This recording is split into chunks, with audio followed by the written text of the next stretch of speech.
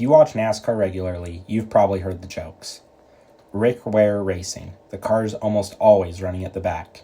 The rotating drivers, the team people assume is just there to fill the field. But here's the thing, Rick Ware Racing might not be a front-running powerhouse, but behind the results is one of the most interesting business strategies in modern NASCAR. Because the team isn't built to win races.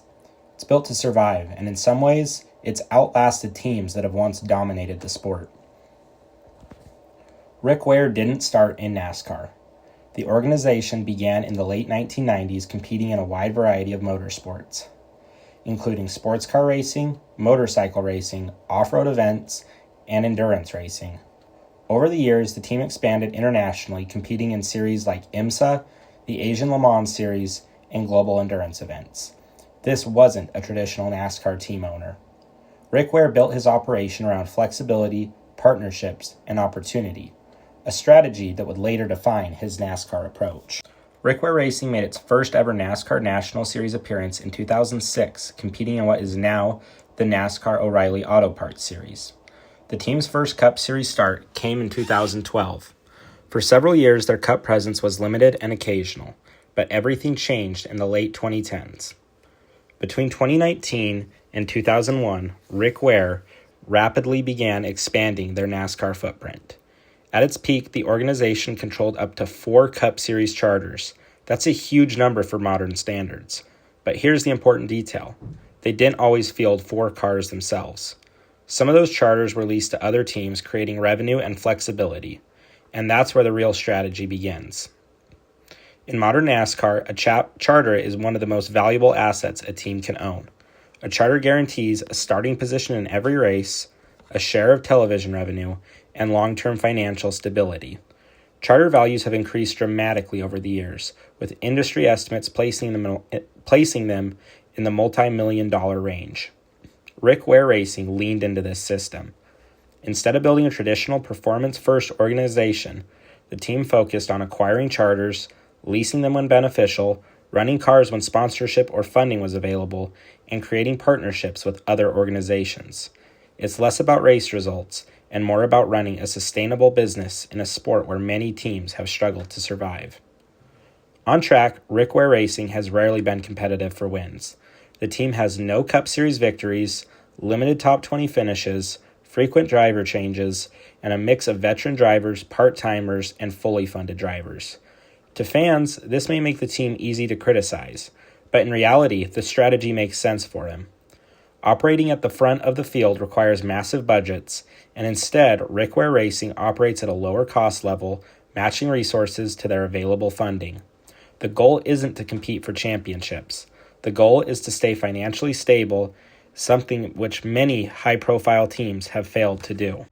Another key part of their strategy is partnerships. Over the years, Rick Ware Racing has worked with larger NASCAR organizations for equipment or technical support, engine suppliers through manufacturer programs, and sponsor-driven NASCAR arrangements.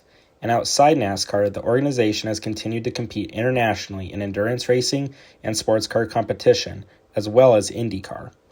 Few NASCAR teams operate across as many different motorsports platforms as Rick Ware Racing does. That diversification spreads the risk and keeps the organization active even when NASCAR funding may fluctuate. Here's the surprising reality. While some legendary NASCAR teams have shut down in recent years, Rick Ware Racing is still here. They're still entering races, still controlling valuable charters, and still adapting.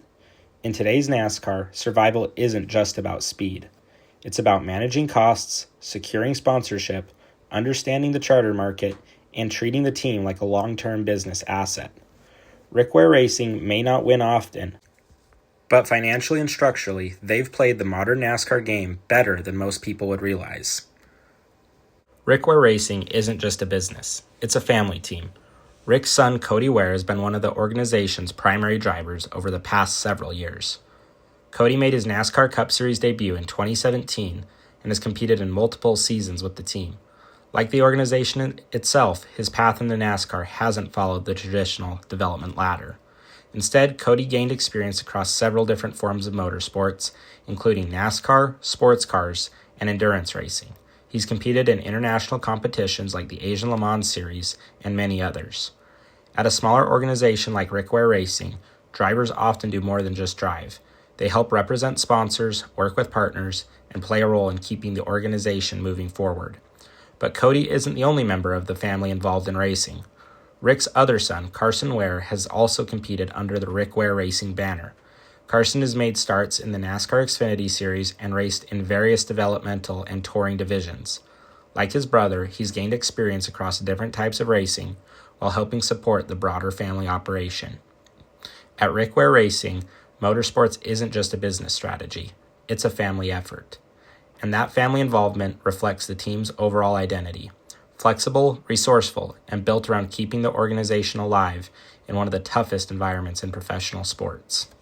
Rick Ware Racing will probably never be the most popular team, and they may never compete for weekly wins or even be a championship contender. But in a sport where teams have disappeared, merged, or collapsed, they're still standing. Because while other teams have chased trophies, Rick Ware built a system designed for survival.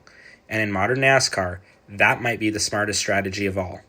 If you enjoy deep dives into NASCAR's hidden stories, forgotten history, and the business behind the sport, make sure to subscribe.